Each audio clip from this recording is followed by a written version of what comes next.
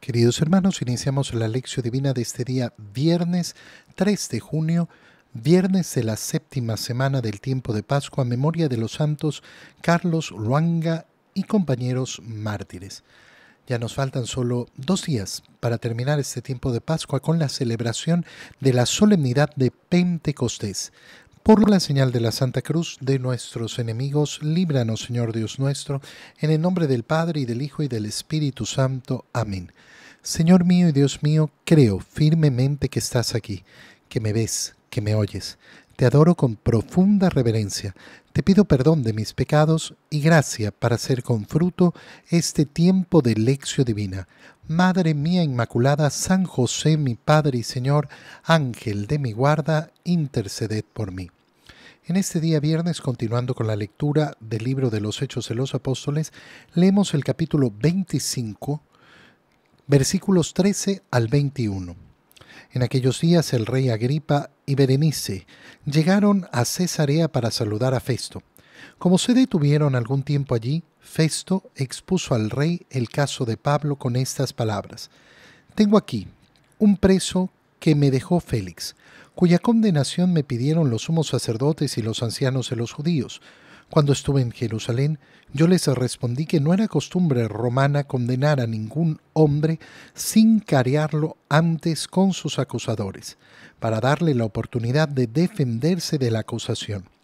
Vinieron conmigo a Cesarea y sin dar largas al asunto me senté en el tribunal al día siguiente y mandé que compareciera ese hombre. Los acusadores que se presentaron contra él no le hicieron cargo de ninguno de los delitos que yo sospechaba. Se trataba solo de ciertas discusiones acerca de su religión y de un tal Jesús ya muerto que Pablo asegura que está vivo. No sabiendo qué determinación tomar, le pregunté a Pablo si quería ir a Jerusalén para que le juzgara allá de esos cargos, pero como él pidió ser juzgado por el César, ordené que siguiera detenido hasta que yo pudiera enviárselo». Palabra de Dios. En esta parte de los Hechos de los Apóstoles, lo que se nos explica es el motivo central por el cual Pablo va a llegar a Roma. El motivo, digámoslo así, circunstancial, porque el motivo de fondo lo sabemos muy bien. El Señor se le ha aparecido a Pablo y le ha dicho: «Así como has dado testimonio de mí en Jerusalén, lo darás en Roma». Y entonces Pablo sabe que su misión es ir a Roma, que ese es el deseo del Señor, y está dispuesto a hacer lo que sea necesario. Y es por eso que ha pedido ser juzgado por el César, porque sabe que de esa manera, como ciudadano romano, tendría que ser enviado de una u otra forma a Roma, donde va a permanecer muchos años predicando, aun cuando esté preso, predicando y formando a la comunidad que ya existía en esa ciudad hasta que llega su martirio. ¿Qué nos ha contado hoy día el libro de los Hechos de los Apóstoles? Cómo el rey Agripa y Berenice llegan a Cesarea para saludar a Festo. Se detienen ahí varios días y entonces Festo aprovecha para explicarle el caso de Pablo. Cómo la condenación de Pablo había sido pedida por los sumos sacerdotes y los ancianos. La condenación, es decir, han recurrido a él para una condenación a muerte. Esto es lo que le están pidiendo. Si hubiera sido otro asunto, entonces se hubiera resuelto de otra manera, ya sea siendo juzgado por su ley. Pero como lo que ellos buscan es matarlo, igual que con el caso de Jesús, no pueden hacerlo ellos, sino que tienen que entregarlo a la autoridad romana. Y eso es lo que han pretendido hacer los sumos sacerdotes y los ancianos judíos. Y cuando estuvo en Jerusalén, Festo les ha dicho que no era costumbre romana condenar a ningún hombre sin carearlo antes con sus acusadores. Fíjate qué interesante esto. ¿Por qué? Porque nos muestra una de las particularidades de esa jurisprudencia romana que hemos heredado las sociedades occidentales y que se ha ido esparciendo por el mundo. En un juicio tiene que estar presente el acusado y tiene que tener la posibilidad de carearse con su acusador. Esto no es una costumbre de todos lados. en el pueblo judío también existía esta norma. ¿Acaso se juzga a una persona sin escucharlo primero? Y qué bonito es entonces aprovechar esta lectura para reflexionar sobre esto. ¿Cuántas veces, con cuánta facilidad nosotros nos llevamos por los juicios sin haber escuchado al acusado? Sin haber escuchado al acusado. ¿Cuánta prudencia debe marcar nuestra vida? ¿Cuánta prudencia en los juicios tiene que estar presente en nuestro corazón? No, yo no he escuchado al acusado. Entonces no tengo nada que decir, porque no me consta nada. Si yo no he tenido información del acusado, no, es que a mí me dijeron que hizo, que no sé qué, que no sé cuánto, que por acá. Bueno, pero yo no he escuchado o no sé que haya declarado efectivamente el acusado. Entonces, si no hay esa posibilidad, si no hay esa posibilidad de carear efectivamente al acusador y al acusado, entonces no podemos hablar de un juicio. No podemos aventurarnos en un juicio. Vinieron conmigo a Cesarea y sin dar largas al asunto, Festo se sentó en el tribunal, pero no le presentaron ningún cargo de delitos que él se esperaba. Y dice Festo, solo se trataba de ciertas discusiones acerca de su religión, lo cual a los romanos no les interesaba. Quieren discutir de su religión, que discutan, esas son cosas de ellos, nosotros no nos metemos. Esa era la política romana. Y hablaban de un tal Jesús ya muerto, lo cual se vuelve ese testimonio de Festo de que sabe que Jesús ha muerto, pero que Pablo asegura que está vivo. A Festo esa parte no le consta, pero esto es lo que asegura Pablo. Qué bonito, ¿por qué? Porque es el resumen de la predicación de Pablo. El resumen de la predicación, ¿qué predica Pablo? A Jesucristo, muerto en la cruz y resucitado al tercer día. No sabiendo qué determinación tomar, le preguntó a Pablo si quería ir a Jerusalén para que lo juzgaran allá de sus cargos. Pero él pidió ser juzgado por el César. Y entonces aquí está a la espera de poder ser enviado a Roma, de cumplir esa voluntad del Señor. En el Evangelio leemos el capítulo 21 del Evangelio de San Juan, versículos 15 al 19. En aquel tiempo le preguntó Jesús a Simón Pedro: Simón, hijo de Juan, ¿me amas más que estos? Él le contestó: Sí, Señor, tú sabes que te quiero. Jesús le dijo: Apacienta mis corderos. Por segunda vez él le preguntó: Simón, hijo de Juan, ¿me amas? Él le respondió: Sí, Señor, tú sabes que te quiero. Jesús le dijo: Pastorea a mis ovejas. Por tercera vez él le preguntó: Simón, hijo de Juan, ¿me quieres? Pedro se entristeció de que Jesús le hubiera preguntado por tercera vez si lo quería y le contestó: Señor, tú sabes todo, tú bien sabes que te quiero. Jesús le dijo: Apacienta mis ovejas. Yo te aseguro, cuando eras joven tú mismo te ceñías a la ropa e ibas a donde querías, pero cuando seas viejo extenderás los brazos y otro te ceñirá y te llevará donde no quieras. Esto se lo dijo para indicarle, para indicarle con qué género de muerte habría de glorificar a Dios. Después le dijo: sígueme. Palabra del Señor.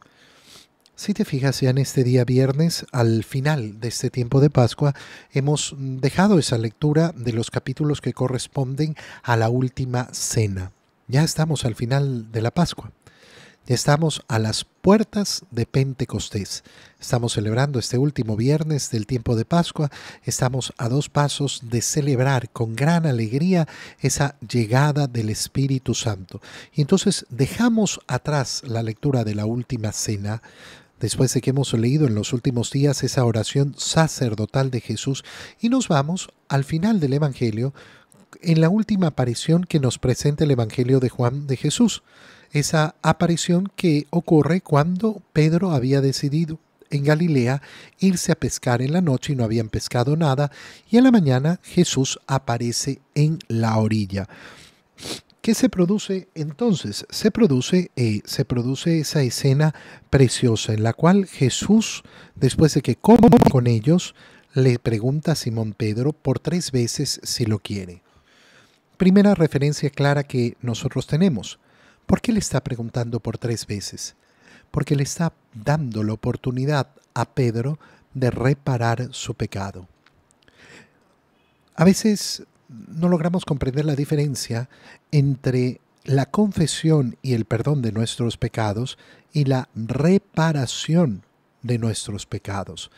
Yo recibo la absolución cuando confieso mis pecados, cuando pido perdón de mis pecados. El Señor me perdona. Si yo tengo arrepentimiento sincero, si yo además, en el caso de los pecados mortales, los confieso, recibo el perdón de mis pecados.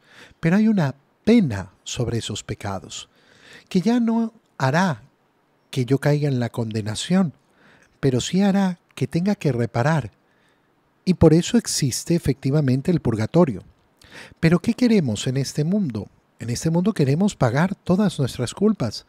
No queremos irlas a pagar al purgatorio. ¿A quién le interesa eso? Al único que le puede interesar es al cristiano mediocre. A ese que dice, ay, bueno, a mí yo no soy tan malo, para el purgatorio me alcanza. Las palabras del Señor son completamente contrarias a la mediocridad. Por tanto, no pueden ser nuestras palabras. Jesús le da entonces a Pedro la oportunidad de reparar por sus pecados. 3 veces me negaste. 3 veces, dime que me quieres. La reparación de los pecados significa hacer las cosas necesarias para reparar. Si yo he dañado algo, repáralo. ¿De qué me sirve pedir perdón si yo no quiero reparar lo dañado, cuando está en mis manos reparar? Y cuando no está en mis manos reparar directamente el daño ocasionado, tengo que buscar una manera compensatoria de realizarlo. Y ahí es donde entran las obras de piedad, ahí es donde entran las mortificaciones, los sacrificios, los ayunos, que yo ofrezco al Señor en reparación por mis pecados. Y cuando camino el camino de Cristo, entiendo que ese camino de reparación no es solo por mis pecados, sino también en unión al corazón de Jesús, por los pecados del mundo entero. Por los pecados del mundo entero. Entonces Jesús le ha dado esa oportunidad. Ahora, es también sumamente interesante las 3 respuestas que da Jesús a ese testimonio de amor de Pedro. Simón, hijo de Juan, ¿me amas? ¿Me amas simplemente? No. ¿Me amas más que estos? Más que estos. Tienes más amor por mí que los demás. Y ese tiene que ser un deseo constante de nuestro corazón. Yo quiero amar más a Jesús. Yo quiero amar más a Dios. Nunca conformarse mirando, bueno, pero es que el resto hace esto, el resto no sé qué, yo me conformo con lo que hace el resto. No, yo no me conformo con lo que hace el resto. Yo quiero hacer más. Yo quiero amar más. Mira cómo con esta forma de preguntar el Señor lo que está haciendo es levantando la vara individual. Pedro, no se trata de que me ames, se trata de que me ames más que los demás. Más que los demás. Quiero que me ames mucho más que los demás. Señor, tú sabes que te quiero, le contesta Pedro. Y la primera respuesta de Jesús es, apacienta mis corderos. La segunda respuesta de Jesús va a ser, pastorea mis ovejas. Y la tercera respuesta de Jesús es, apacienta mis ovejas. Parece que fuera lo mismo, pero no es lo mismo, porque hay 3 niveles. 3 niveles aquí. Apacienta mis corderos. Es la única vez que aparece la expresión corderos. Después va a aparecer ovejas. Pastoréalas, en primer lugar. Y en segundo lugar, apaciéntalas. Entonces, son 2 acciones, apacentar y pastorear. Apacentar a los corderos, pastorear y apacentar a las ovejas. ¿Cuál es la diferencia? La diferencia está en que Pedro está siendo colocado como cabeza de la iglesia. Y entonces, qué bonito ver los tres niveles en la jerarquía. En la jerarquía de la iglesia, apacienta mis corderos, a los obispos, es decir, a los otros apóstoles. Vas a estar en la cabeza. Me amas más que estos. Muy bien. Entonces, apacienta a esos corderos. Apacentar significa poner paz en ellos, para que puedan caminar en concordia, para que tú seas el soporte que les dé paz, para que puedan efectivamente sentirse seguros. En segundo lugar, es pastorear a las ovejas. Y aquí ya se refiere al rebaño completo de las ovejas. Ya los corderos son una cosa y las ovejas otras. Se refiere a todos los demás fieles. Y hay que pastorearlos, guiarlos. Guiarlos. Pastorear significa guiar. Es decir, conducirlos a los buenos campos para que se alimenten. Conducirlos por el camino de la verdad. ¿Para qué? Para que puedan efectivamente recibir del Señor lo que el Señor ha ganado para ellos en la cruz. Y finalmente, apacienta a mis ovejas, apaciéntalas. De nuevo vuelve a aparecer ese apacentar, apacentar, dar paz a esas ovejas. Darles paz significa en la tranquilidad. ¿Qué tienen que hacer los pastores de la iglesia? Esto, darle paz, seguridad y guiar a las ovejas, guiarlas verdaderamente a la vida eterna. Y termina el Señor diciéndole a Pedro, mira, yo te aseguro que cuando eras joven, tú te ceñías la ropa e ibas donde querías, pero ya cuando seas viejo extenderás los brazos, otro te vestirá. Y dice, no todo va a ocurrir según tus decisiones, hay cosas que no dependen de ti. Y vas a tener que saber aceptarlas. Y esto se lo dijo para indicarle con qué género de muerte había de glorificar a Dios, que no le iba a elegir él, sino que le iba a ser impuesta. Igual que a ti y a mí. No somos nosotros los que decidimos cómo nos vamos a morir. No, nos vamos a morir como el Señor quiera. Qué peligro es cuando una persona quiere controlar incluso su propia muerte. No, es que yo quiero morirme así, asado. Mira, no, llega tantos momentos en la vida en que nosotros tenemos que dejar que el Señor decida lo que quiera Dios. Y la última palabra que le dirige el Señor a Pedro es, sígueme. Y se va a terminar el Evangelio. Y lo último que le ha dicho a Pedro es, sígueme, sígueme. ¿Por qué? Porque ese es el camino de Cristo. El camino cristiano es seguir a Jesús. El camino del cristiano es seguir a Jesús. Señor, yo quiero seguirte hoy y siempre. Comunión. Te doy gracias, Dios mío, por los buenos propósitos, afectos e inspiraciones que me has comunicado en este tiempo de lección divina. Te pido ayuda para ponerlos por obra. Madre mía Inmaculada, San José, mi Padre y Señor, Ángel de mi guarda, interceded por mí. María, Madre de la Iglesia, ruega por nosotros. Queridos hermanos, que tengan todos un muy feliz día.